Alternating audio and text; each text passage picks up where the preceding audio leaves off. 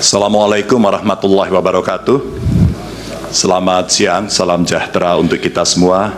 Yang sangat saya muliakan Ketua Majelis dan seluruh anggota, termohon, pihak terkait, Bawaslu, dan teman-teman saya dari pemohon. Saudara-saudara sekalian yang sangat saya hormati, seluruh warga negara yang saya junjung tinggi. 79 tahun lalu, para bapak bangsa memproklamasikan kemerdekaan negara kita dengan keyakinan bahwa menjadi bangsa merdeka adalah jalan untuk mewujudkan semua bentuk kebaikan bagi kehidupan seluruh warga di negeri kepulauan ini.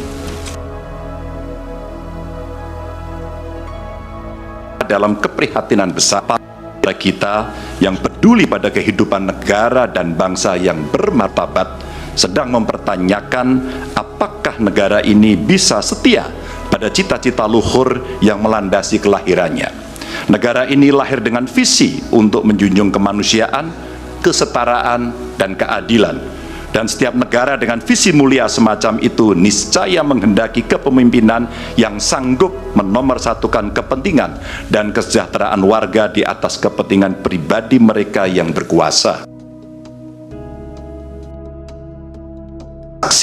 Dalam perjalanan bangsa ini, seluruh warga negara pernah dipersatukan oleh semangat yang sama untuk melakukan reformasi. Untuk apa? Untuk memperjuangkan hal yang sangat esensial bagi kehidupan berbangsa dan bernegara. Untuk mengkoreksi pemerintahan yang saat itu kita anggap melenceng, membelenggu kebebasan warga, menebar ketakutan, dan menjauhkan negara ini dari cita-cita luhurnya. Dan kita tahu bahwa reformasi bukanlah sesuatu yang kita dapatkan cuma-cuma. Saudara-saudara kita, kerabat kita, dan sahabat kita menjadi korban. Dan kita harus rela kehilangan mereka selamanya. Mereka mengikhlaskan hidup mereka agar negara ini benar-benar dijalankan dengan rasa hormat yang setinggi-tingginya kepada seluruh warga negara oleh pemerintahan yang mampu memikul amanat proklamasi. Hanya setelah reformasi kita bisa menikmati kebebasan menyuarakan pendapat. Hanya setelah reformasi kita menikmati demokrasi yang lebih bebas dan terbuka. Hanya setelah reformasi seluruh warga negara mendapatkan hak mereka untuk memilih pemimpin yang mereka percayai. Dan hanya setelah reformasi kita bisa menegaskan aturan bahwa periode kepemimpinan harus dibatasi. Karena itu kita akan selalu menghormati mereka yang telah merelakan hidup demi memperjuangkan reformasi. Sebagian dari kita mungkin melupakan pengorbanan mereka, melupakan air mata dan kepedihan keluarga-keluarga yang kehilangan orang-orang yang mereka cintai, dan melupakan semangat yang mendasari gerakan reformasi 25 tahun yang lalu. Kami berada di sini dengan niat sederhana, ialah mengingatkan orang-orang yang cepat lupa bahwa kita semua yang setia pada cita-cita reformasi akan selalu mengingat pengorbanan mereka dan menghidupkan semangat mereka di hati kami. Tugas besar kita hari ini adalah meneguhkan diri, bersumpah demi reformasi bukanlah kematian sia-sia. Kita harus bersatu untuk selalu merawat ingatan kita. Kepada mereka yang mudah lupa, kita perlu menegaskan bahwa kita selalu ingat akan harga yang harus dibayar untuk memperjuangkan tegaknya demokrasi di negara ini. Kita selalu ingat untuk mewariskan keteladanan yang luhur kepada generasi mendatang. Kita selalu ingat bahwa demokrasi bisa dinodai oleh mereka yang hanya mempedulikan kekuasaan dan mendahulukan kepentingan pribadi. Dan kita selalu ingat bahwa apa yang harus kita lakukan ketika situasi menghendaki, kita melakukan sesuatu. Maka hari ini kami menggugat. Dan lebih dari sekedar kecurangan dalam setiap tahapan pemilihan presiden yang baru lalu, yang mengejutkan bagi kita semua adalah benar-benar menghancurkan moral, adalah menyalahgunakan kekuasaan.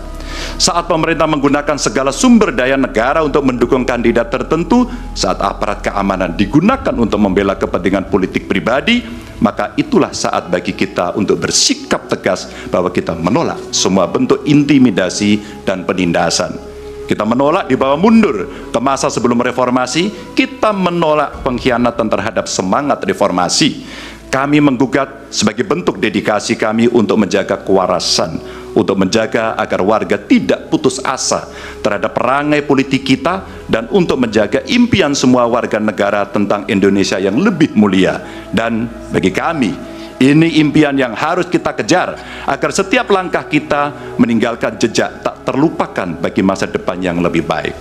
Terima kasih, dan Tuhan merahmati kita semua. Tuhan merahmati Indonesia.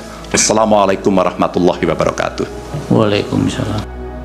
Ya, teman-teman, selamat datang kembali di channel ini. Sudah mulai dilakukan gugatan Pilpres tahun 2024 ini oleh kubu 01 dan 03, di mana Anies Baswedan dan Muhaimin Iskandar beserta Ganjar Pranowo dan Mahfud MD yang berkontestasi di Pilpres tahun 2024 ini merasa dicurangi di Pilpres tahun 2024 ini oleh paslon tertentu, sehingga mereka menggugat di Mahkamah Konstitusi ya tentang dugaan-dugaan kecurangan dan membongkar semuanya di situ.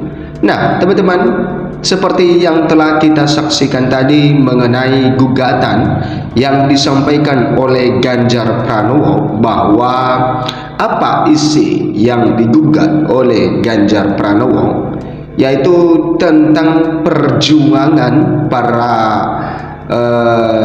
penegak demokrasi di Indonesia dari Orde Baru ke reformasi.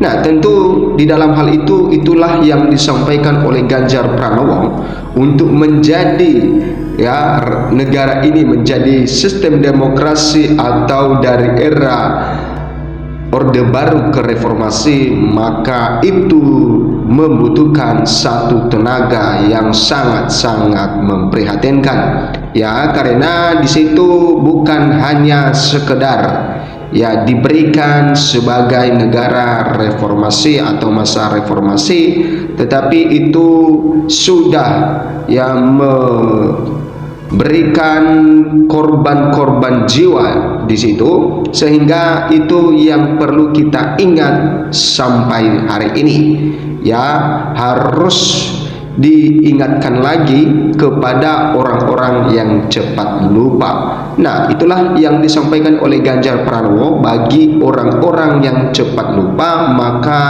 mereka menyuarakan itu di Mahkamah Konstitusi ya, sehingga mereka mengingat lagi bagaimana perjuangan para pahlawan kita ya, para anak bangsa ini untuk berjuang ya, merebut kembali sistem demokrasi yang ada di negeri ini ya, dari Orde Baru ke sistem reformasi. Nah, teman-teman, bagaimana perjalanan dari Orde Baru ke reformasi, maka itu tidak bisa didapatkan secara gampang ya, itu tidak didapatkan secara mudah. Itulah yang disampaikan oleh Ganjar Pranowo. Nah, teman-teman, apakah nantinya gugatan yang mereka gugat ini bisa ya mengubah Pilpres tahun 2024 ini, atau bisa nanti diadakan pemilu ulang? Dan mungkin kalau sudah masuk ke situ ya, itu kecil kemungkinan. Hanya saja tujuan mereka melakukan hal ini yaitu untuk mengingatkan kembali anak-anak bangsa ini bahwa dulu ya, untuk memperjuangkan demokrasi kita, maka ada ya para pahlawan-pahlawan kita yang telah gugur, dan juga ada keluarga-keluarga yang menangis mengeluarkan air mata atas kehilangan yang anggota keluarga yang mereka cintai ya, hanya untuk memperjuangkan demokrasi di Indonesia ini. Nah, untuk itulah yang selalu kita ingat ya, kata Ganjar, dan telah selalu kita hargai dan saat-saat ini ya itu sistem demokrasi yang ada di negeri kita yang menurut Ganjar sudah sangat menurun, sehingga kita perlu menyuarakan, kita perlu bekerja sama, bekerja keras untuk mewujudkan cita-cita bangsa kita, untuk mengembalikan sistem demokrasi kita ke hal yang semula. Nah, teman-teman, bagaimana dengan tanggapan dari kubu 02 dengan hal ini?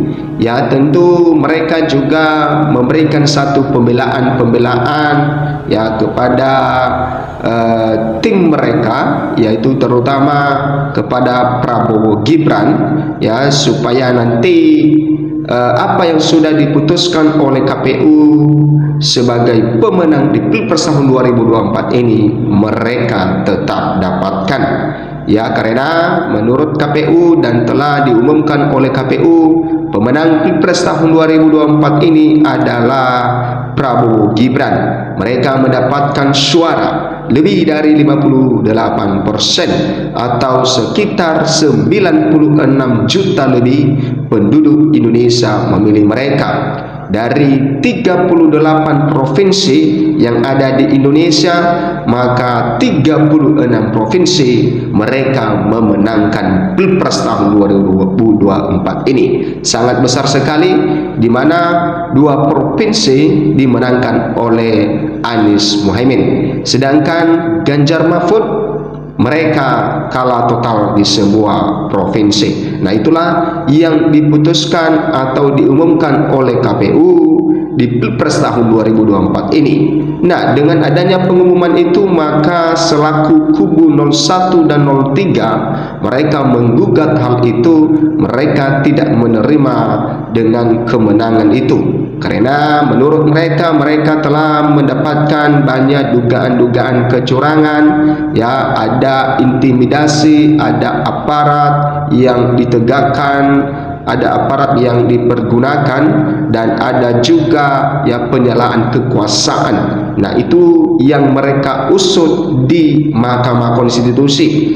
Nah, tentu kita sebagai warga negara yang baik tentu harus ya melihat, mengikuti apa yang sedang terjadi saat ini. Ya, kita juga tidak melarang ya kubu 01 dan 03 menyuarakan hal itu, karena itu juga adalah untuk memperbaharui, meningkatkan sistem demokrasi yang ada di negeri kita, sehingga ketika benar-benar sistem demokrasi kita sudah menurun, maka kita sadar ya sebagai warga negara yang baik untuk mengembalikannya kepada ke tempat yang semula.